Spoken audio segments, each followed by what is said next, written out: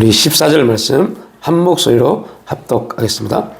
그러므로 이제는 여호와를 경외하며 온전함과 진실함으로 그를 섬기라. 너희의 조상들이 강 저쪽과 애굽에서 섬기던 신들을 치워버리고 여호와만 섬기라. 아멘. 경외는 은혜에 대한 반응입니다. 라는 주제로 이 말씀을 나누겠습니다.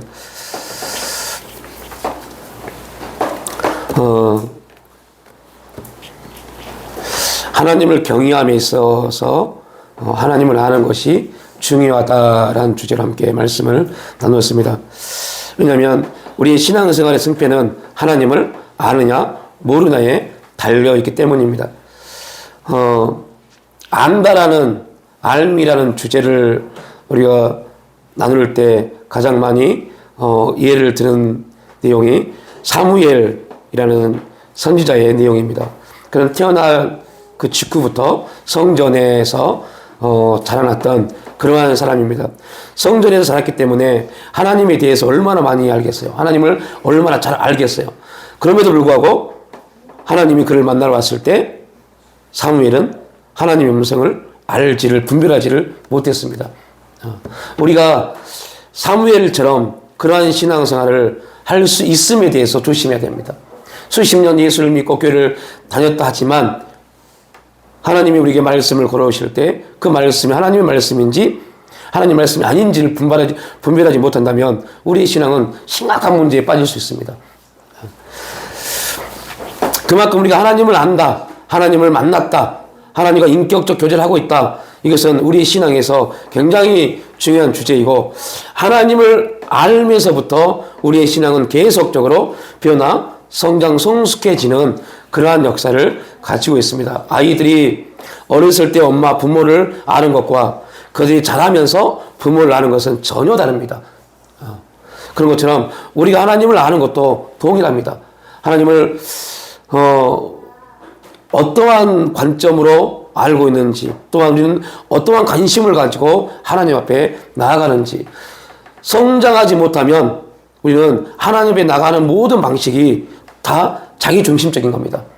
우리가 수요일날도 나눴지만 제자들이 공생의 기간 동안 예수님과 함께 있음에도 불구하고 예수님은 관심이 하나님의 뜻이었어요.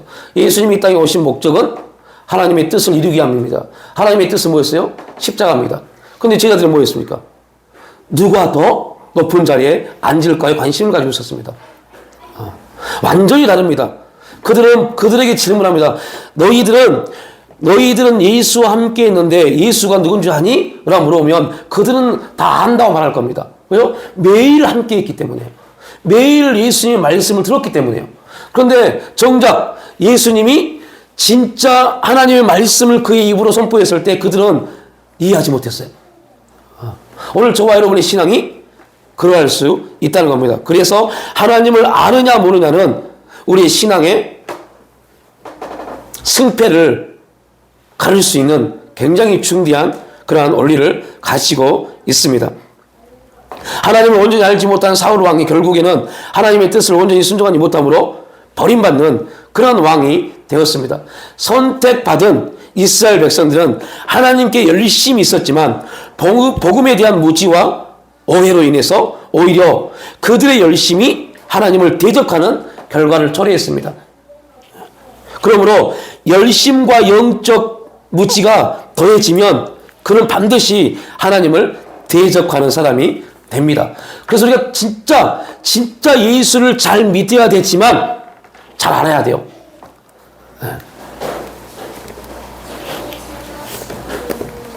특별히 하나님의 의와 자기의 의, 하나님의 의로움과 자기의 의로움의 차이를 우리는 알 수 있어야 됩니다. 이스라엘 백성들은 이 차이를 몰랐습니다. 그들이 열심히 내는 것이 하나님을 열심히 섬기는 거라고 착각했습니다. 그래서 이스라엘 백성들 율법의 신학에 있어서 율법의 온전한 중심에 있었던 사람이 사울이라는 청년입니다. 그 사울이 예수를 만나고 복음을 받아들인 다음에 율법에 대해서 뭐라고 평가하느냐. 로마서 10장 2절로 3절은 이렇게 말합니다. 내가 증언하노니 그들이 하나님께 열심히 있으나, 자, 이스라엘 백성들이 뭐 했다고 그래요? 하나님께 열심히 있으나 뭐를 따르는 것이 아니었어요? 올바른 지식을 따르는 것이 아니라, 올바른 지식이 아니었어요. 그러니까 하나님의 의를 모르고 자기 의를 세우려고 힘써 하나님의 의에 복종하지 아니하였다라고 평가해 버립니다. 이게 율법입니다. 이게 이스라엘 백성들이었습니다.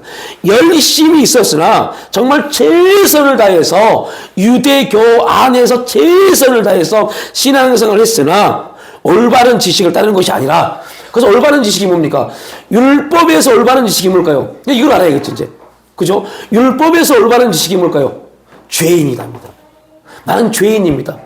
아, 율법을 지키려고 하는데 지킬 수가 없구나. 이걸 고백하는 것이 율법에서 올바른 지식입니다.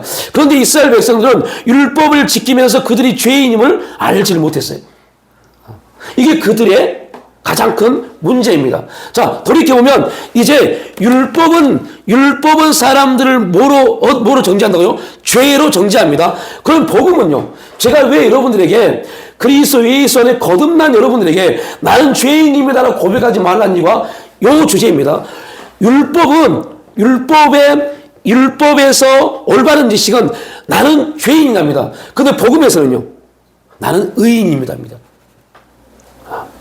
이게 완전히 다릅니다. 복음은 나는 의인입니다부터 출발합니다. 왜요? 하나님 우리를 의인이라고 칭했기 때문에요.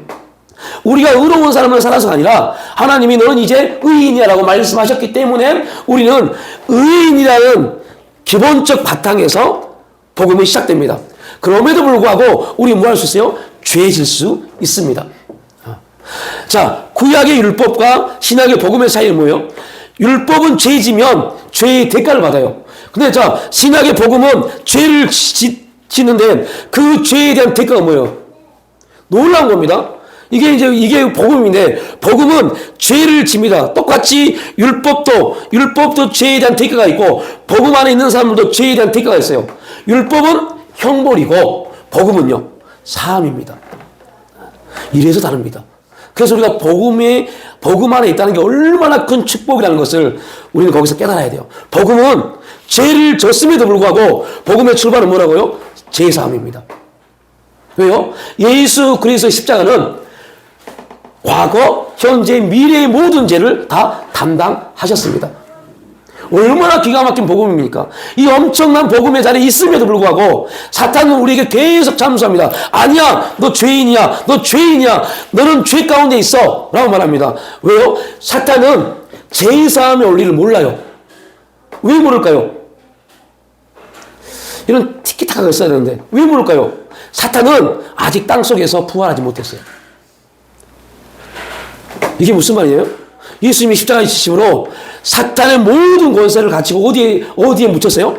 땅에 묻혔잖아요. 그리고 하나님이 누구만 부활시켰어요? 예수만요. 그러니까 우리가 땅에 속한 자가 되지 아니하고 하늘에 속한 자가 되라는 말은 무슨 말이냐면, 땅에 속한 자가 되어버리면 그 땅은 지금 누가 있어요? 사탄이요. 땅은 사탄에 속한 겁니다. 그래서 우리는 땅을 바라보지 말고 하늘을 바라봐야 돼요.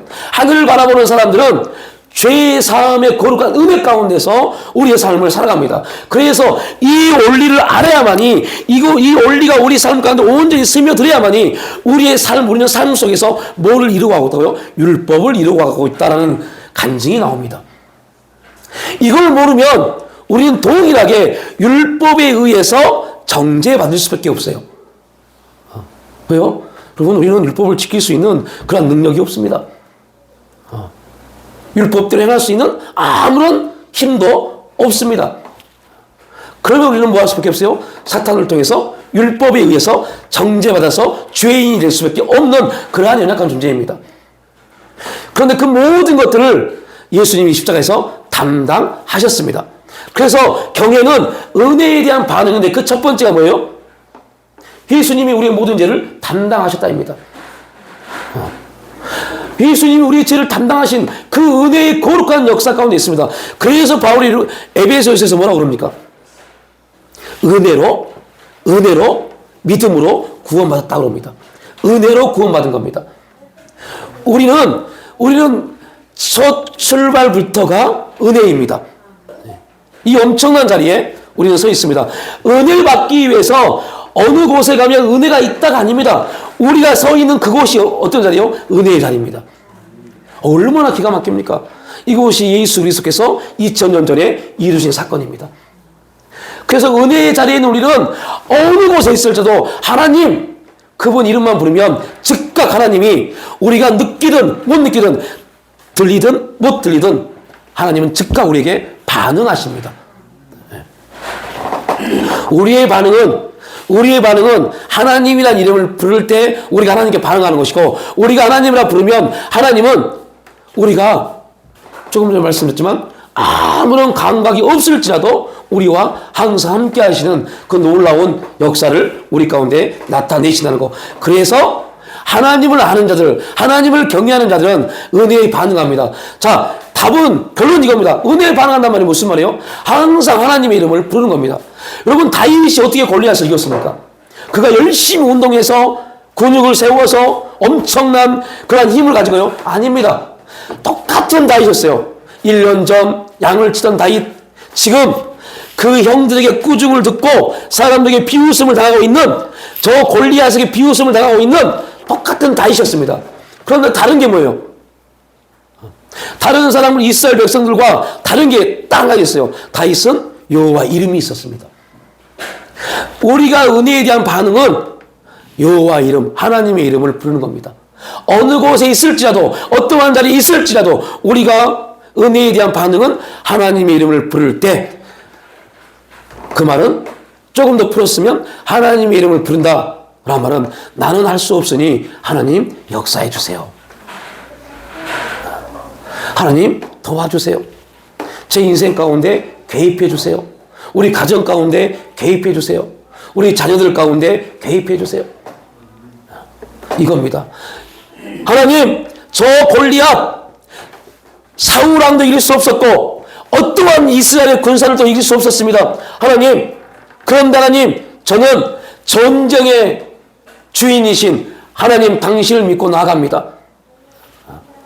그럼 분명히 신명기를 오늘 읽으셨죠? 오늘이 아니죠. 여러분 신명기 말씀 읽어보십시오. 신명기 말씀이 뭐라고 합니까?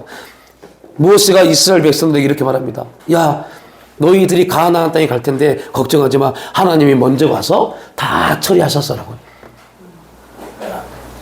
이게 여호와 이름입니다. 다윗은 이걸 알았어요. 내가 하나님의 이름을 부를 때, 하나님의 이름을 부를 때 다윗에게 형통은 뭡니까? 그때 다윗에게 형통은 골리앗이 지는 겁니다. 그러면 하나님과 함께하는 자는 형통합니다. 하나님을 경외하는 자는 형통합니다. 그러면 하나님이 하나님을 경외하는 자에게 형통을 주기 위해서 하나님은 누구를 처리해야 돼요? 골리앗을 처리해야 돼요. 오늘 저와 여러분에게 형통이 뭔지를 기도하십시오. 이번 주 여러분에게 형통이 뭔지를 기도하십시오. 직장 안에서 어떠한 형통이고 가정 안에서 어떠한 형통인지를 기도하십시오. 그리고 이렇게 선포하십시오. 하나님을 경외하는 저에게 하나님의 복을 주실 텐데, 하나님, 이 문제가 있고 이 문제가 있고 이러한 대인 관계가 있고 이러한 물질 관계가 있고 이런 질병이 있고 이런 아픔이 있습니다. 하나님, 형통케 하여 주옵소서. 저는 오직 여호와 당신의 이름을 부릅니다. 얼마나 기도가 쉽습니까? 너무너무 쉬워요. 왜요? 우리의 기도를 통해서 누가 불려져야 돼요? 하나님이요. 이렇게 이 기도가 쉽습니다. 그래도 안 해요. 너무 쉬운데, 너무 쉬워서 안 하는지도 모르겠어요. 그러니까 올바른 지식을 따른 것이 아니었어요. 올바른 지식은 나는 죄인입니다. 나는 율법을 지킬 수 없습니다. 나는 율법을 지킬 수 없기 때문에 나는 하나님 앞에 나갈 수 없습니다. 이렇게 고백하면 하나님이 즉각 그들에게 찾아오셨을 텐데. 찾아오셨을 텐데. 지식이 없는 열심은 오히려 하나님을 대적합니다. 경외는 하나님이 기뻐하신 예배자들 삶의 기준이 됩니다. 이 사실을 모를 때 우리는 하나님을 믿는다고 하면서 오히려 하나님을 대적하는 삶을 살아갈 수 있습니다. 그래서 우리가 알아야 돼요. 영적 무지의 심각성을 알아야 됩니다. 영적으로 무지할 때 어떠한 문제가 우리 가운데 일어나는지. 로마서 9장부터 11장까지는 이스라엘에 대해서 바울이 설명하고 있는데요. 특히 10장은 왜 이스라엘 백성들이 하나님을 대적했는가라는 질문이면서 동시에 바울의 고백입니다. 그래서 우리가 로마서 10장을 읽었지만 그 대답은 뭐였어요? 영적으로 무지하기 때문에. 알지 못했기 때문에 대적한 겁니다. 바울은 다메섹에서 주님을 만나기 전까지 영적 무지로 인해 하나님을 대적했던 사람입니다. 기독교 역사는 우리가 영적으로 무지할 때 어떠한 일이 일어날 수 있는가를 우리에게 보여줍니다.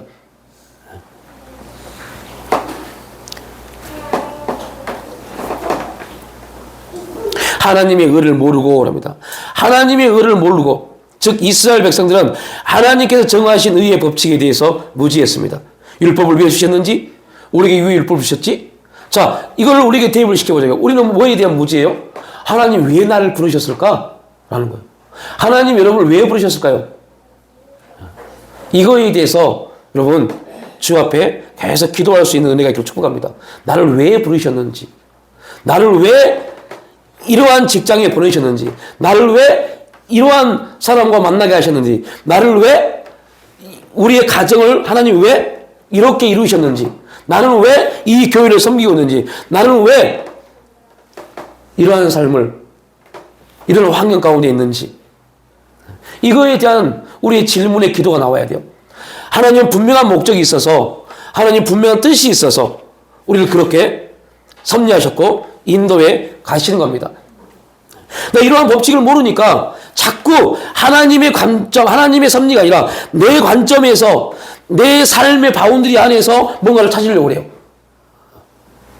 그리고 결코 우리는 우리의 삶 속에서 뭔가를 찾으려고, 해답을 찾으려고 발버둥 쳐봐야 찾을 수 없습니다. 이유는 왜 그러냐? 하나님이 그 환경을 우리에게 주신 목적은 우리를 통해 누구를 찾도록요? 당신을 찾도록 만드시는 환경이기 때문에요. 그래서 우리가 이 환경을 뛰어넘을 수 있는 유일한 방법은 다른 게 아닙니다. 하나님의 도우심이 필요한 겁니다. 그러면 우리가 하나님을 찾아야 돼요. 하나님이 이 환경, 이 상황, 이 문제들, 이 대인관계, 이 물질관계, 이런 여러 가지 환경들 도저히 나는 할 수 없으니 하나님이 이 환경을 만드셨고, 하나님이 나를 그 환경 가운데 두셨으니 하나님이 저에게 지혜를 주든 능력을 주든 분별을 주든 이기게 해주세요 라고 기도하는 겁니다. 여러분 예수를 하지 마십시오. 우리가 예쓸 것은 하나님의 역사 가운데 서 있기 위해서 예쓰십시오. 우리가 할 일은 그겁니다. 내가 어떻게 저 사람이 잘 보여서 어떻게 잘 이 문제 해결해 볼까? 어떻게 이 환경을 잘 이끌어가 볼까? 참말 말씀입니다. 그렇게 하지도 마십시오. 그냥 그는 그대로 두십시오. 그대로 두십시오. 나만 바뀌면 돼요. 나만 어떻게 바뀐다고요? 막 열심히 내는 사람은 바뀌는 소리가 아닙니다. 하나님을 찾는 사람으로 바뀌십시오. 그러면 어느 날 이렇게 느껴질 겁니다. 저 지랄 원수 같은 직장 동료가 불쌍하게 보여지기 시작할 겁니다. 아, 저 불쌍한 사람을 위해서 나를 이곳에 보냈구나. 아, 내 육체가 아픈 것은 하나님이 당신의 능력을 내 육체를 통해서 경험시키기 위해서 내 육체 아픔을 주셨구나. 생각 관점이 바뀌어버립니다. 뭐하면요? 하나님의 일하심이 개입되기만 하면요. 이게 복음입니다. 말도 안 되는 것 같죠? 이해도 안 되고 진짜 그렇게 됐나요? 됩니다. 그래서 하나님은 계속 우리에게 말씀합니다. 내가 할 테니 너는 가만히 있어라. 너 가만히 있어라. 내가 할 테니. 아유 주님 안 될 것 같은데요. 내가 이렇게 열심히 하고 이렇게 뭔가를 액션을 취함에도 불구하고 안 되는데, 보이지도 않고 저 사람은 예수 안 믿고 저 사람은 교회도 안 다니는데 하나님 어떻게 하시려고요? 우리는 이러한 관점을 가지고 있어요. 우리의 삶은 그러하니까요. 우리의 삶의 지혜는요, 하나님이 예수 믿지 않는 사람들은 아무런 섭리도 아무런 일도 하지 않는다고 착각을 해요. 아닙니다. 지구의 75억 인구라고 하면 75억. 그들이 하나님이 아닌 다른 신을 믿는다 할지라도 그 모든 75억 인구는 다 하나님의 섭리 안에서 그렇게 돌아갈 수밖에 없는 존재입니다. 왜요? 하나님이 지구를 그렇게 만들어 가시니까요. 그러니까 여러분들, 우리에게 준 특권은 하나님 앞에 우리의 삶을 그냥 그대로 토설 안 하는 겁니다. 얼마나 쉬워요. 그래서 기도하십시오. 하나님, 너무 힘든데, 너무 어려운데, 너무 안타깝고, 너무 가슴 아프고, 또 너무 이 사람들과 그냥 다 뿌리치고 싶고 헤어지고 싶은데, 그런데 하나님이 이 환경을 주신 목적이 있죠? 그 목적이 뭔지 몰라 상관없어요. 있으시죠? 하나님, 그 목적이 이루어질 때까지 저를 통해서 하나님, 저를 사용해 주세요.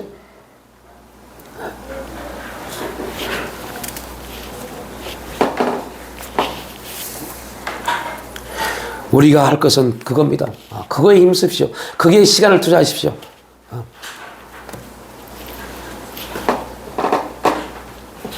바울은 분명하게 로마 10장 19절 말씀에서 이렇게 말씀하고 있습니다. 내가 만일 내 입으로 예수를 주로 시인하며 또 하나님께서 그를 죽은 자 가운데 살리신 것을 내 마음에 믿으면 구원을 얻으리니 사람이 마음으로 믿어 의에 이르고 입으로 시인하여 구원에 이르니라.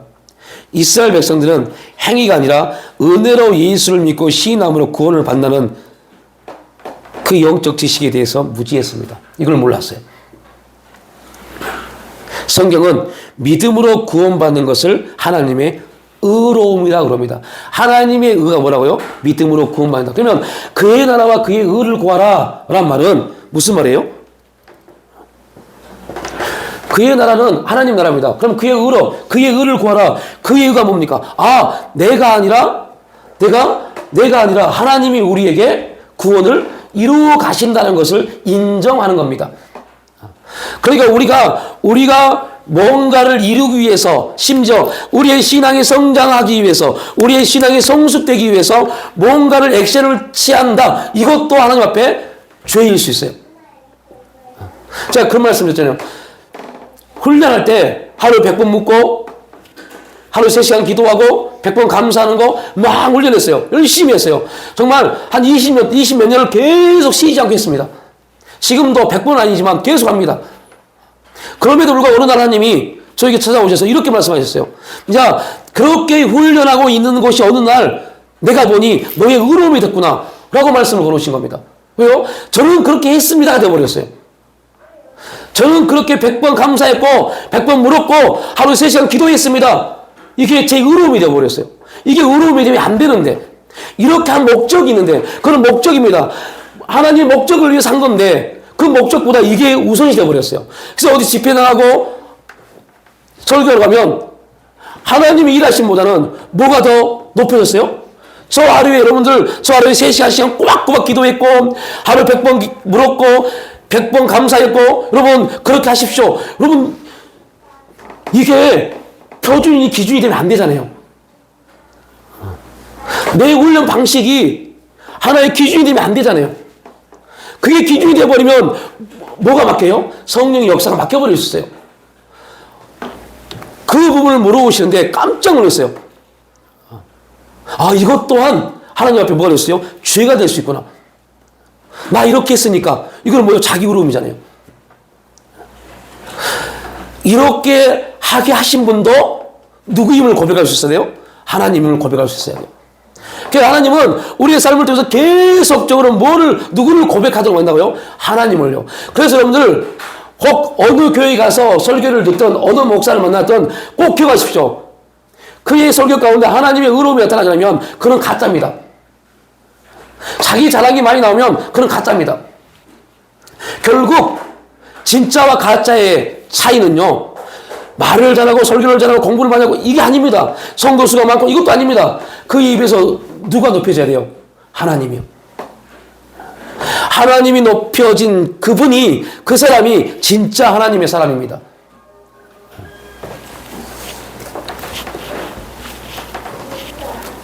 영적 무지의 무서움이 뭐냐면 우리를 신앙적으로 오해하게 만듭니다. 나는 그래도 열심히 하고 있으니까 착각하게 만듭니다.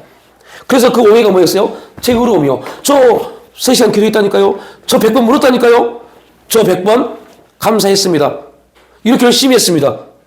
이게 신앙의 영적 오해입니다. 그렇게 했기 때문에 되는 게 아닙니다. 분명 그것도 뭐 할 수 있어요? 도움이 될 수 있죠.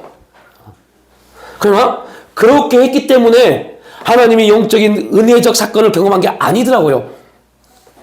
그렇게 하지 않은 사람도 하나님 영적 은혜 가운데 있더라고요.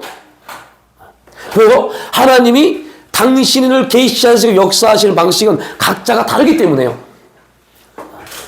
그래서 그 하나님이 성령께서 역사하시는 루트, 성령이 역사하시는 방식, 성령이 역사하시는 내용들, 이것들을 볼 수 있는 게, 볼 수 있는 사람이 지도자가 돼야 돼요.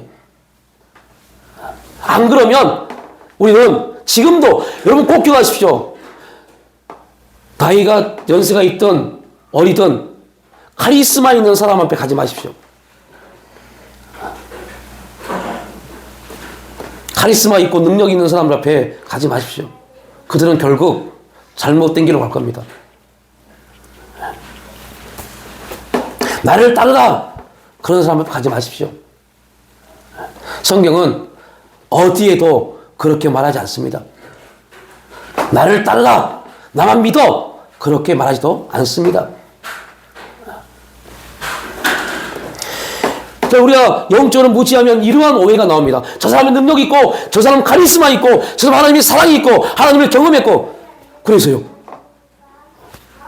그 경험이, 그 능력이 하나님으로부터 왔는지 아닌지 어떻게 분별하실래요?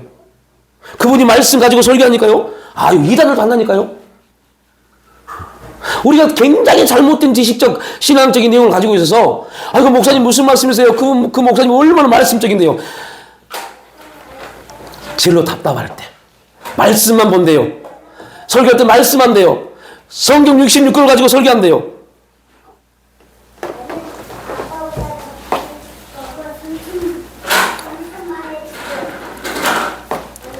우리가 깨달음, 성령의 깨달음이 있어야만이 이런 영적 무지 오해에서 벗어날 수 있습니다. 그래서 이 모든 것들은 성령님의 사역이고 성령님의 역사입니다.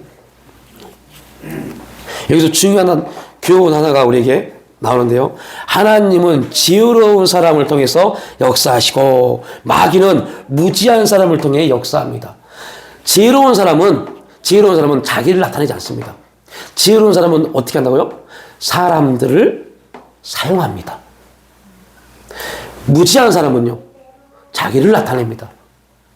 자기 능력을 나타냅니다. 자기 아니면 안 된다고 말합니다. 무지한 사람입니다. 결국 그 무지 때문에 그를 따른 모든 사람이 함께 죽습니다. 누가 그랬어요? 사울왕이요. 사울왕이요. 그럼 모세가 이렇게 말합니다. 내가 너희들을 애굽에서 인도해내서 너희들을 매일 하루 종일 재판하고 너희들의 송사를 해결하고 내 짐이 너무 무거웠다. 그런데 내가 지혜를 얻어서 누구에 의한 지혜였어요? 장인어른이요. 지혜를 얻어서 각 지파의 1000부장, 100부장, 50부장을 세워서 내 짐을 함께 덜었다. 이게 지혜로운 사람입니다. 하나님을 경외하고 하나님을 만났던 가장 온유했던 선지자 모세의 모습입니다. 그러나 무지한 사울왕은요, 다윗이 만만이야? 에이씨 기분 나빠. 저 죽여. 얼마나 무지합니까? 다윗만 잘 사용하면 사울의 왕권은 계속적으로 승승장구할 텐데요. 그런데 그 무지함 때문에 성경은 어떻게 이라고 했습니까? 다윗의 집은 점점 강성해 가고 사울의 집은요, 끝나버렸어요. 이런 인생, 이러한 삶을 살면 안 되잖아요. 그래서 무지함은 그러한 잘못된 삶을 살 수밖에 없는 우리에게 나타냅니다. 하나님의 의에 대해 무지하면 자기의 의로움을 추구합니다. 내가 이렇게 했으니까. 참 불쌍한 사람들입니다. 복음에 대한 무지가 행위로서 구원을 받을 수 있다는 오해를 하게 했습니다. 복음을 하나님의 의라고 표현하고 이스라엘 백성들이 율법을 통하여 추구하는 것을 자기의 의라고 말하고 있습니다. 이스라엘 백성들은 자기의 의를 위해 열심을 냈습니다. 그런데 자기 의를 위해 열심을 내면 낼수록 하나님을 더 대적하게 되었습니다. 바울은 말합니다. 그러므로 우리가 낙심하지 아니하노니 겉사람은 우편하 우리의 속은 날로 새롭도다. 겉사람은 우편할 수밖에 없어요. 이건 두 가지 의미가 있습니다. 겉사람이 우편한다는 말은 두 가지 의미가 있는데, 한 가지는 뭐예요? 겉사람은 시간이 지나면서 늙어지고 결국 죽습니다. 이 의미가 있습니다. 또 하나는요, 새 것이 없다는 겁니다. 겉사람은 새 것이 없습니다. 그래서 우리가 영적으로 하나님을 바라지 못하면, 하나님의 역사 가운데 가지 못하면 우리는 겉사람의 외모를 보고 판단합니다. 야, 저 사람이 진짜 하나님의 사람인 것 같은데. 아닙니다. 겉사람을 보고 그게 나타나는 어떤 행적을 보고 따르지 마십시오. 가장 불쌍한 어리석은 사람들입니다. 분별도 못하고 지혜도 없고 하나님을 믿는 것도 같지도 않고 왜 겉사람을 보고 외모를 보고 그 사람을 따릅니까? 그게 진짜 하나님의 의로움이 있는지 없는지를 봐야죠. 그래서 여러분들, 누군가를 여러분이 따르고 누군가를 위해서 기도한다면 꼭 기도하십시오. 하나님은 그에게 하나님의 의로움이 있습니까 없습니까 기도하십시오. 그리고 그 사람의 말을 계속 들어보십시오. 하나님의 은혜는, 의로움은 인격이 변합니다. 인격이 변해요. 인격이 변하면 뭐로 나타나요? 입이요, 입. 그 사람의 말이요. 말이 변화되지 않은 사람은 가짜입니다. 그건 목사도 아닙니다. 신앙인도 아닙니다. 어머니 강대상에서 욕을 하고 사람을 저주하고 그런 말도 안 되는 짓거리를 해요. 그 짓거리입니다. 귀신의 짓이니까요. 그래서 야고보서 뭐라 합니까? 어디 한 샘에서 쓴물과 단물이 나오겠느냐? 입에서 저주와 생명의 말씀이 나오겠냐고. 그런데 여러분들 지금의 세상을 보십시오. 교회를 보십시오. 목사들이 뭐 하고 있는지요? 자기 뜻과 맞지 않으면 온갖 저주와 욕을 다 붙습니다. 어디에서요? 강대상에서요. 말씀 한 구절 읽어놓고 그 말씀과 무관하게 욕하고 저주하고 있습니다. 그런데 더 무서운 게 뭔지 아세요? 그걸 달자도 왜 성도들이 그 욕을 듣고 아멘합니까? 그 욕을 듣고 아멘하는 사람이 성도입니까? 제가 여러분 여기 이 자리에서 막 욕을 하면 여러분 뭐라고 하실래요? 미쳤네. 그럴 겁니다. 왜요? 여러분, 인격이 변합니다. 하나님을 만나는 사람들은 인격이 변합니다. 하나님을 만나는 사람들은 하나님의 말을, 하나님이 주신 말씀을 그 입을 통해서 대응하는 사람이 하나님을 만나는 사람들입니다. 한국교회의 변화는 거기서부터 일어나야 돼요. 목회자들이 하나님을 만나야 돼요. 하나님을 만나서 인격의 변화가 이루어져야 돼요.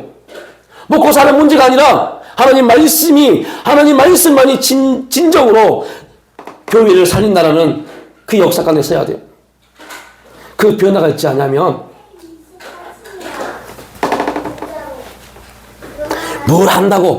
우리가 뭘 한다고 다 하는 것처럼, 그래서 무서운 겁니다. 결국은 그런 사람들의 대부분이 자기 의로움이죠. 자기 의로움. 나는 말이야 자기 의로움을 나타냅니다.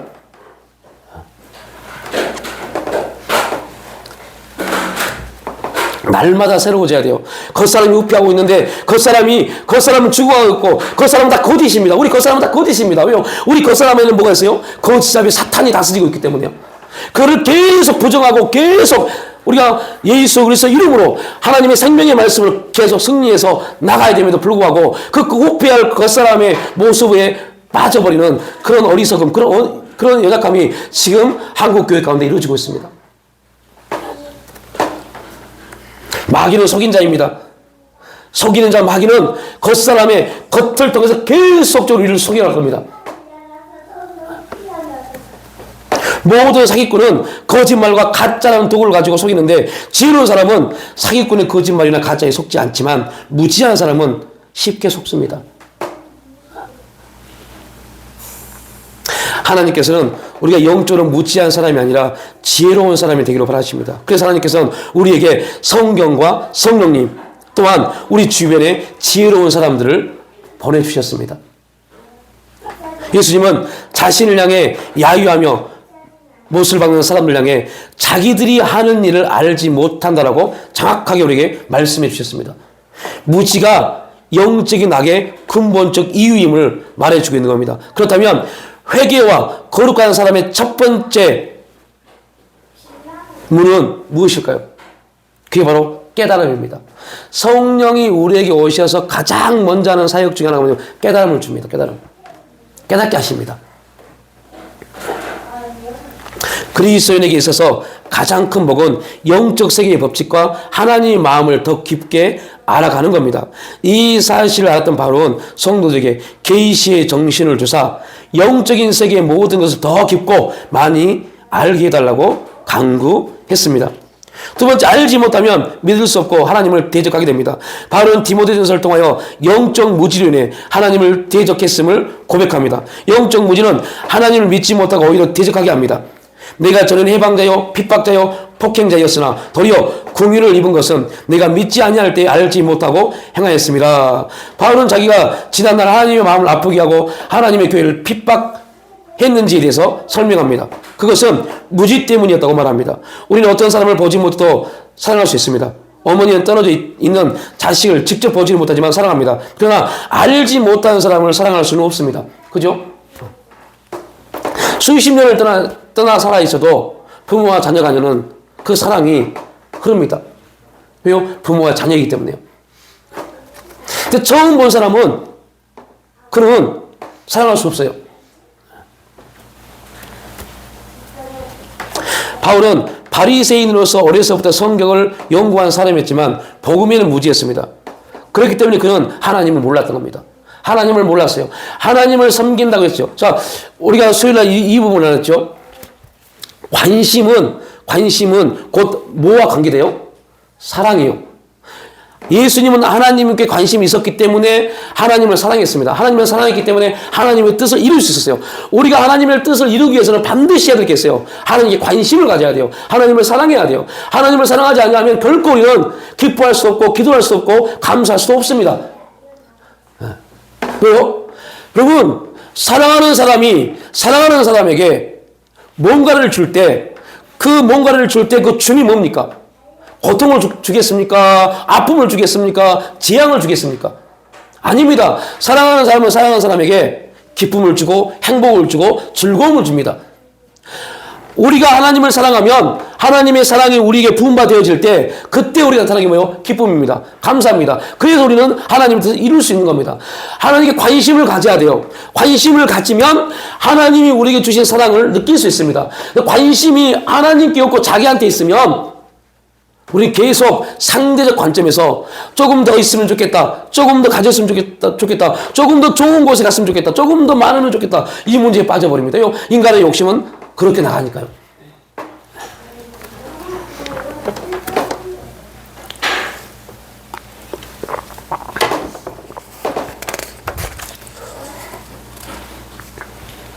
복음에 무지한 상태로 자기 의를 위하여 열심히 내면 일수록 더욱 하나님을 대적하고 하나님 마음을 아프게 합니다. 하나님을 대적하면서 자신이 하나님을 대적하는 줄도 몰랐던 바울. 그런데 그가 다메섹에서 주님을 만난 이후 인생이 완전히 바뀌었습니다. 그러면 주님을 만난 바울은 어떻게 바뀌었는지 고린도후서 5장 15절은 이렇게 말합니다. 저가 모든 사람을 대신하여 죽으심은 산 자들로 하여금 다시는 저희 자신을 위하여 살지 않고 오직 저희를 대신하여 죽었다가 다시 사신 자를 위하여 살게 하려 함이라. 거듭나셨습니까? 이는 복음의 사람입니까? 그러면 이 말씀을 꼭 기억하십시오. 누구를 위해 살지 않고요? 자신을 위해 살지 않고. 이게 복음의 사람입니다. 손해볼 것 같죠? 이러면 손해볼 것 같습니다. 오직 예수 그리스도를 위하여 살아가는 삶이 바울의 목적이었고 우리의 목적입니다. 그 삶을 위하여 바울은 자신이 그동안 알고 지켜왔던 모든 것을 배설물로 여길 수 있었습니다. 그래서 빌립보서 3장 8절에 이렇게 고백합니다. 또한 모든 것을 해로 여김은 그가 모든 것을 해로 여김은 뭐에 대해서요? 예수 그리스도를 아는 지식에 대해서요. 자, 꼭 기억하십시오. 자, 앞을 보십시오. 이거 굉장히 중요한 메시지입니다. 그냥 내가 예수 교회에 다니니까 모든 걸 다 버려야지. 이 내용이 아닙니다. 제가 얼마나 무지했냐면, 저는 예수 1992년도에, 우리 연세 드신 분 나올 겁니다. 아니, 지금 40대 중후반, 50대 중반. 저는 서태지와 아이들의 저 부천 팬클럽 회장이었습니다. 그래서 그 서태지와 아이들 그 시드만 한 150만원, 200만원씩 가지고 있었어요. 굿즈, 지금 굿즈라고 그러죠. 그때는 그 서태지와 아이들에 대한 포스터 아이템들 200만원씩 가지고 있었어요. 92년, 3년, 4년도에. 집에 엄청났어요. 제가 예수를 믿고 나서 제일 먼저 한 게 뭔지 아세요? 그거 버렸어요. 왜요? 그게 세상과 단절되는 건 줄 알았어요. 그래서 제 친구에게 다 줬어요. 무료로, 공짜로. 얼마나 좋아하던지 다 줬어요. 그리고 저는 느꼈어요. 나는 세상 걸 다 버렸다. 와, 얼마나 무지한 일이었는지. 그게 아니더라고요. 내 마음은 아직 어디 있는데요? 세상에 있는데. 그 판 몇 개, 200만 원치 판 그거 버렸다고? 제가 제일 좋아하는 관심사였기 때문에. 그걸 버렸다고 나는 하나님 앞에 세상을 버렸다고 착각했어요. 근데 하나님을 만나면 만날수록 이 안에 세상 것이 얼마나 많은지. 뭐에 대해서요? 제가 뭘 말씀드리냐면 바울은 예수 그리스도를 아는 지식, 알아가는 데 있어서 불필요한 것에 대한 배설물이지 그가 살았던 모든 삶을 배설물로 그냥 나는 배설물을 여겼다 이게 아닙니다.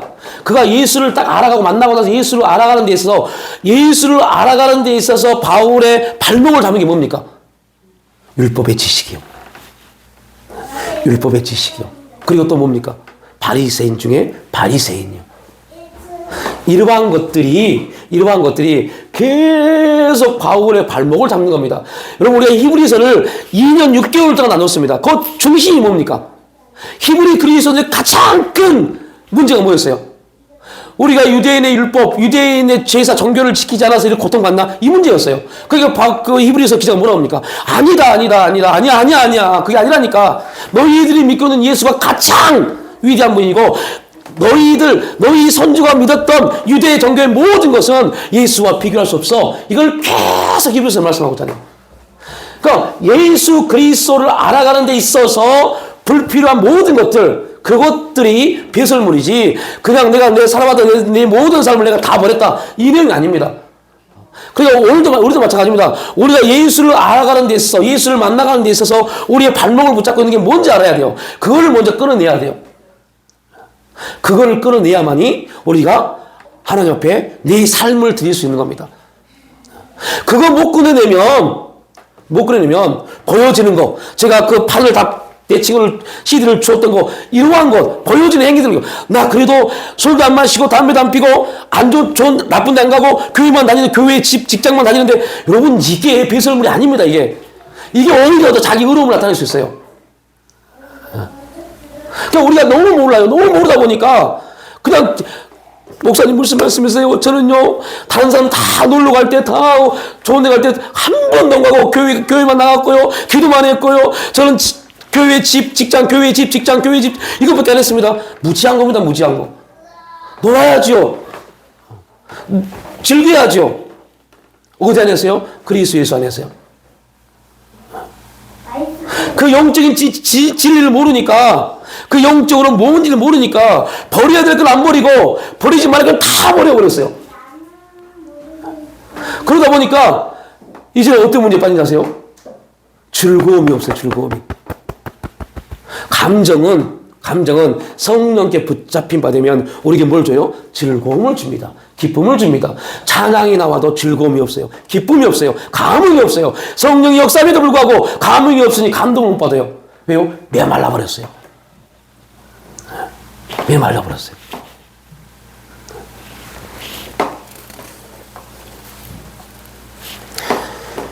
바울이 말하는 동안 모든 것을 해로 여김은 내 주 그리스도를 아는 지식이 가장 고상함이라. 내가 그를 위하여, 누구를 위하여? 예수를 위하여입니다.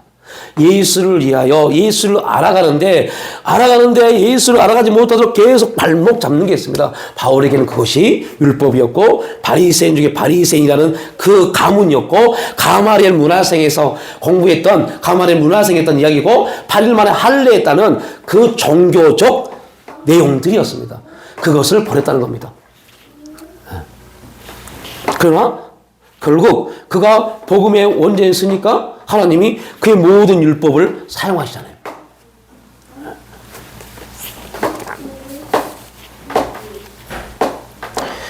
바울은 주님을 만난 후 삶의 목적이 달라져 버렸습니다. 자기를 위하여 살던 사람이 이제는 하나님을 위하여 사는 사람이 되었습니다. 그리고 가치관이 달라졌습니다. 다른 모든 것을 변설물로 여길 정도로 예수를 아는 지식이 고상해졌으며 주님을 귀한 존재로 여기게 됐습니다. 다메섹 도상에서 주님을 만난 삶의 목적과 가치관이 달라진 바울의 생애는 다음과 같은 말로 압축할 수 있는데, 우리가 작년에 배웠죠. 바울은 주님을 알고 주님을 알게 하는 것, 이게 바울의 사명이었다. 기억나십니까? 주님을 알고 알게 하는 것. 이것은 우리에게도 동일합니다. 우리가 주님을 알아야 돼요. 그리고 또한 안 만큼 알게 해줘야 돼요.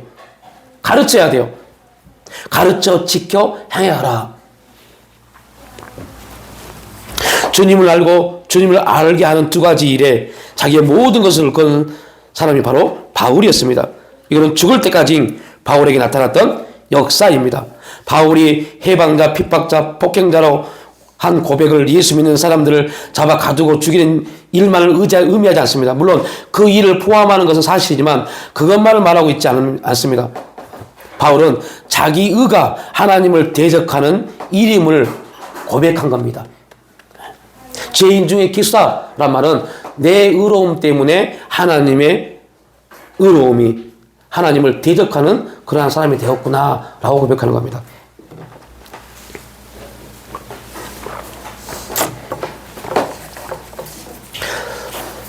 이러한 영적인 사실을 알지 못하면 우리는 또 어디에 매인다고요? 윤리 도덕이요. 윤리 도덕적 가치관에 매입니다. 그래서 윤리 도덕적으로 옳으면 옳은 거고 윤리 도덕적으로 그르면 그런 겁니다.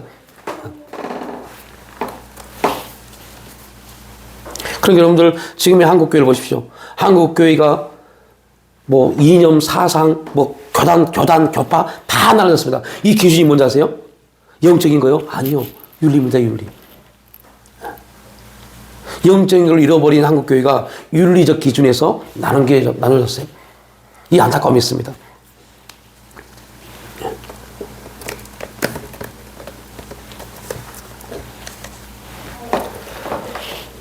윤리 자체가 기독교는 아닙니다. 똑같은 윤리적 행동이라도 그 근원이 자신인가 아니면 성령의 능력인가에 따라 그 평가는 달라집니다. 윤리적으로 형편없었던 고린도 교회에 편지를 보내면서도 바울은 칭찬으로 시작합니다.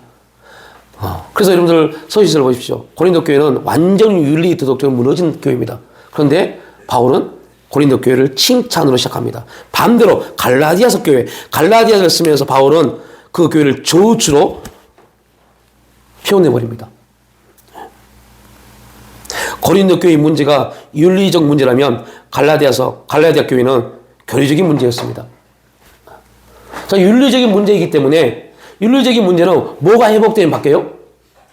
그래서 여러분들 이게 영적인 중요한 메시지입니다. 윤리적인 문제는 뭐가 회복되면 돼요? 영적인 복음이 회복되면 끝납니다. 복음이 회복되면 바뀝니다. 그러니까 윤리적인 어떤 문제, 담배 피고 술 마시고 어떤 문제를 저지를 때 그걸 가지고 비난하고 비판하는 사람들은 영적으로 무지한 사람 됩니다. 복음이 회복되면 그래서 여러분들 또 말합니다. 바울이 고린도 교회에 편지를 보내면서 답을 제시했는데 그 답이 뭡니까?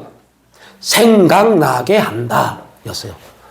내가 너희들에게 말했던 복음을 생각나게 한다. 그게 뭡니까? 복음입니다. 복음을 회복시키면 너희들의 윤리적인 문제는 해결되니. 그러니까 다른 말로 표현하면 고린도 교회는 윤리적으로 문제는 있었지만 뭐의 문제는 없었어요? 영적인 문제는 없었어요.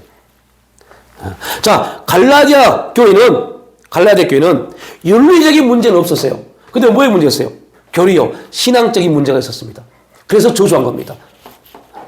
그래서 여러분들 빌립보에서 얼마나 무서운 말을 쓴가 보세요. 3장 2절로 3절 말씀은 이렇게 표현합니다.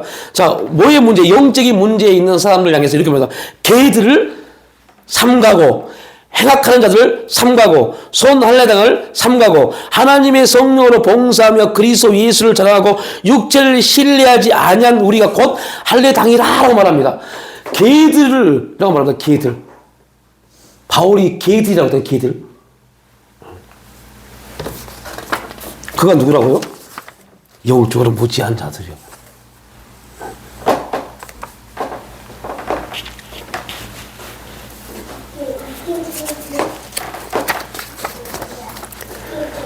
여러분, 우리가 분명하게 알아야 할 것이 있습니다. 그것은 사람이 망하게 되는 이유는, 우리가 망하게 되는 이유는 죄 때문입니다. 그런데 여기서 다른 관점에서 살펴볼 필요가 있는데, 하나님 앞에 죄인이 아닌 사람이 어디 있겠어요? 그죠?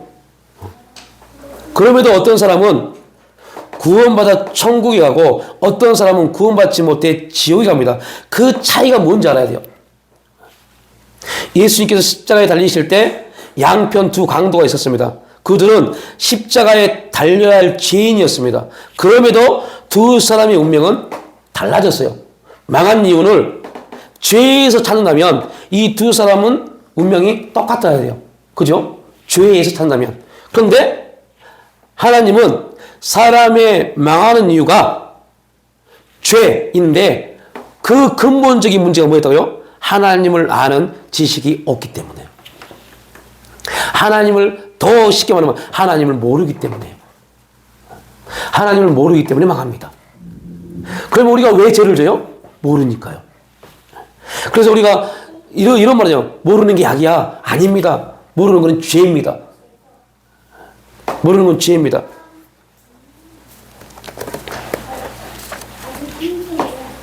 지금 지옥에 간 많은 사람들이 물론 죄 때문에 지옥에 간 것은 사실이지만 그들이 주님을 알았다면 누군가가 그들에게 복음을 전해 주어 천국에 갈 수 있는 길을 있다는 것을 알았다면 그들은 지금 지옥에 있지 않아도 될 사람들입니다. 주님은 자기를 향해 돌을 던지고 침을 뱉으며 십자가에 못 박은 사람을 향해 저들을 용서해 주옵소서. 저들은 자기들이 하는 일을 모른다라고 말했습니다. 자기들이 하는 일이 어떠한 일인가를 알았다면 그런 행동을 하지 않았을 거라는 의미를 부여한 겁니다. 분명하게 성경은 우리에게 증거합니다. 내 백성이 지식이 없으므로 망하는도다. 내가 지식을 버렸으니 나도 너를 버려 내 제사장이 되지 못하게 할 것이요. 내가 내 하나님의 율법을 잊었으니 나도 내 자녀를 잊어버리라. 고 말씀합니다. 하나님을 아는 지식이 없으면 망합니다. 영적 지식을 버리는 것은 곧 하나님을 버리는 것이 됩니다. 영적 지식은 자신뿐 아니라 자식에까지 그 영향을 미칩니다. 얼마나 무섭습니까? 그래서 부모님들 신앙생활을 잘 하십시오. 하나님을 잘 아십시오. 부모가 하나님을 잘 알아야만이 자녀에게 유익이 됩니다. 부모가 하나님을 잘 알지 못하면 그 부모뿐만 아니라 자녀들까지도 엉망이 되어버립니다. 여러분, 왜 오늘 본문은 여호수아서인데 내용은 왜 바울의 서신일까요? 이제 결론은 다음 주에 나옵니다. 이 말씀의 결론은 다음 주에 나옵니다. 여호와를 섬기는 것이 뭔지를 설명하기 위해서 신약이 말하고 있는 경외에 대해서 설명하고 있는 겁니다. 지금 다시 말하면 여호수아가 말하고 있는 여호와를 섬겨라 라는 말을, 그 말이 무엇인지에 대해서 말하기 위해서 오늘 이 긴 시간 바울의 신앙을 중심으로 먼저 서론을 살펴본 겁니다. 그래서 우리가 영적으로 무지에서 벗어나고 우리의 신앙 오해에서 벗어나서 하나님을 경외하는 것이 무엇이고 하나님을 섬기는 건 무엇이라는 것을 기본적 바탕을 깔고 이제 다음 주에 여호수아 24장 말씀을 보면 전혀 새로워진 결과를 도출할 수 있습니다. 이스라엘 백성들이 가나안 땅에 들어갔습니다. 근데 그들이 가나안 땅에 들어가서 어떠한 삶을 삽니까? 분명 모세가 이스라엘 백성들에게 말합니다. 너희가 가나안 땅에 들어가야 되는데 그 가나안 땅에 들어가면 너희는 연약해서 뭐 할 수밖에 없다고 그래요? 우상을 섬길 수밖에 없으니 그 가나안 민족들을 다 뭐하고요? 다 멸하고 라고 말합니다. 그 민족을 멸하지 아니하면 너희는 가나안 민족들이 섬기는 우상을 섬길 수밖에 없는 그러한 연약한 존재이다 라고 설명합니다. 40년 동안 어떠한 삶을 살았는데요. 하나님의 동행하고 기적을 처음 했음에도 불구하고 모세는 또 말합니다. 너희는 진짜 여호와를 잘 섬겨야 돼. 그리고 여호수아도 말합니다. 이제 다 정복했습니다. 가나안 땅을 거의 90% 이상 정복했습니다. 아직 땅을 분배받지 못한 그러한 지파가 있었음에도 불구하고 90% 이상 여호수아를 통해서 가나안 땅이 정복됐습니다. 그리고 여호수아는 이제 죽게 됐습니다. 죽게 되었는데 모세가 했던 말과 동일한 말 합니다. 여호와를 경외하고 그를 섬겨라. 그리고 뭐라 그럽니까? 여기 있는 신들과 강 저쪽에 있던 신들 다 버려라 그럽니다. 얼마나 기가 막힌 말입니까? 지금 정복 전쟁에 승리한 여호수아가 승리했던 이스라엘 백성들에게 마지막 고별 설교를 하면서 그렇게 결론을 맺습니다. 여호와를 섬겨야 돼. 여호와를 경외해야 돼. 그리고 신들을 다 버려야 돼. 라고 말합니다. 원래 설교는 어떻게 해야 돼요? 너희들 40년 동안 정말로 엄청난 고난과 고통과 하나님 인도하심과 하나님 역사하심과 하나님을 경험하고 체험했던 너희들을 통해서 이 가나안 땅이 정복되었으니 이제 너희들 여기서 충만하게 살고 평안하게 살아야 돼. 이렇게 설교했어야 돼요. 이게 여러분들 요즘 한국교회 하는 생활 설교 아닙니까? 축복 설교. 여러분 교회 나오셨습니까? 예수 믿으셨습니까? 여러분 축복받기로 축복합니다. 얼마나 좋습니까? 할렐루야 아멘. 하나님 축복 주옵소서. 하나님 저 가정에 축복 주시고 이 장로님 권사님에 축복 주시고 얼마나 좋습니까? 그런데 여호수아의 설교는 그거 아니었어요. 여호와를 잘 섬겨야 돼. 여호와를 잘 섬겨야 돼. 여러분 여호와를 경외함으로 지혜와 총명이 임합니다. 지혜와 총명을 얻어서 그 우편 손에는 뭐가 있고요? 장수가 있고 그 좌편 손에는요 부귀와 재물이 있는 겁니다. 열심히 일하니까 있는 게 아니라 여호와를 경외하니까요. 하나님의 여호와의 지혜가 임하니까요. 지혜가 임해서 하나님의 은혜가 임해서 행하니 하나님의 은혜 안에서 행하니 그 우편 손에는 그 좌편 손에는 그의 길은 즐거운 길이고 그의 삶은 평강으로 라고 말하는 겁니다. 여호와를 경외하는 자에게 하나님이 복을 주십니다. 부하게 하십니다. 근심을 경험하여 주지 않습니다. 여러분 여호와를 경외하십시오. 어떻게 해요? 매 순간순간 하나님의 이름을 부르십시오. 그리함으로 인해서 우리가 하나님의 승리의 거룩한 간증이 우리의 삶 속에 넘쳐나는 그런 복된 우리의 인생, 우리의 가정, 또 우리가 섬기는 이 교회가 될 수 있기를 주님의 이름으로 축복합니다. 하나님 아버지 감사합니다. 여호와를 경외함으로 우리가 매일매일 삶 속에서 하나님의 부어주신 은혜에 반응하며 감사하며 기뻐하며 기도하며 하나님의 뜻을 이루어드릴 수 있는 그러한 복된 삶이 우리 교회와 우리 가정과 우리에게 주어지는 모든 삶의 현장에서 일어날 수 있도록 성령님 기름 부어 주시옵소서. 6월 첫주 첫날 주일 예배 주 앞에 올려드렸사오니 주님 이 예배를 통해서 또한 승리케 하시는 주의 거룩한 말씀이 우리 인생 가운데 우리 가정 가운데 우리 교회 가운데 우리 자녀들 가운데 간증될 수 있도록 성령님 주관하여 주시옵소서. 감사드리올 때 예수님의 이름으로 기도 올려옵나이다.